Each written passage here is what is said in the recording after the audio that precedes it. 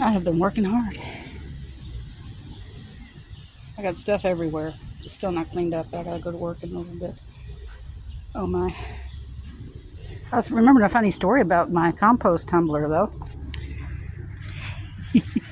Y'all got time for a story? Everybody should take time for a story. There's this little fellow around town here, Mr. Price. Stephen Price. Y'all can look him up. He runs for city council every year. He's a great ecologist and all. 80 years old.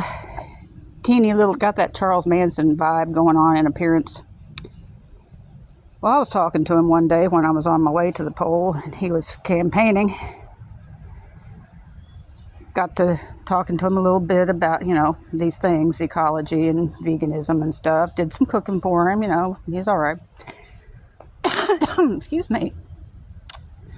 Well, he had these apples he wanted me to can for him. He had them in his shed. He lives in a storage shed. He lost his property because he's composting his own poo. And that's fine. Don't get me wrong. You can compost your own poo. Just don't do it in city limits. They frown on that, man. So, yeah, he ended up losing his property and lives in a storage shed. And he roves about town trying to get people to do the right thing ecologically. He might even reach into your car if you're letting it idle when you don't need to and turn it off for you. Yeah, that's how he is. So he wanted me to can these apples for him. I give him a ride to his little storage shed, and he picks up the most god-awful box of vinegar dripping out the bottom. Oh, my Lord. I had him put them in the boot, and they still made my car stink for 6 months. But I spent all of a day off picking through that mess, cleaning it up.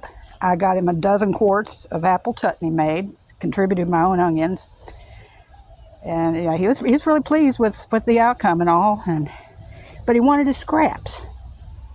And he was pissed that I didn't save seeds and all of the scraps of these things. They were in my compost. And my buddy ain't getting them now. Well, he wanted to buy my compost tumbler. No. Shut up. I'll give you $50. No. He kept calling until finally, after a couple of beers, I called him back, got his voicemail, but I had it by then, and I let him know. In fact, I said something to the effect of, "All right, you little fucker, I've had it out of you. You're going to stop calling.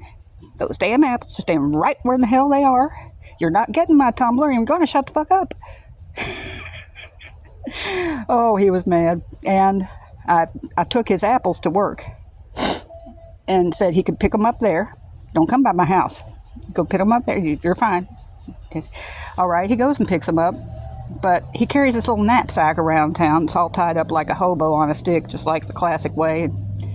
He couldn't carry all of it at one time back to his shed, so he had to make a couple trips. Well, in the meantime, he leaves his hobo sack there, and my friend thought it was just trash left up front, so he put it in the compactor.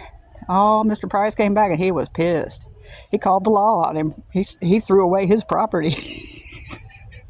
And it turns out the cops actually have one particular cop sequestered just for Mr. Price, so they sent his keeper on down to see what was up today. And he was out there playing my voicemail for the cop because he had been so wronged. I can see this little tiny Charles Manson looking fella holding up his phone for the cop while I'm cussing him up one side and down the other. The cop came back inside talking to my friend who works there, and he's like, "Seems like Ms. Ralston dropped a few F-bombs on him."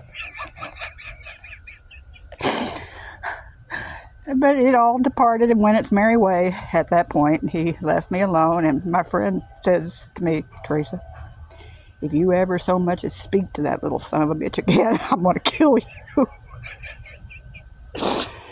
Oh, yeah. They're still in there.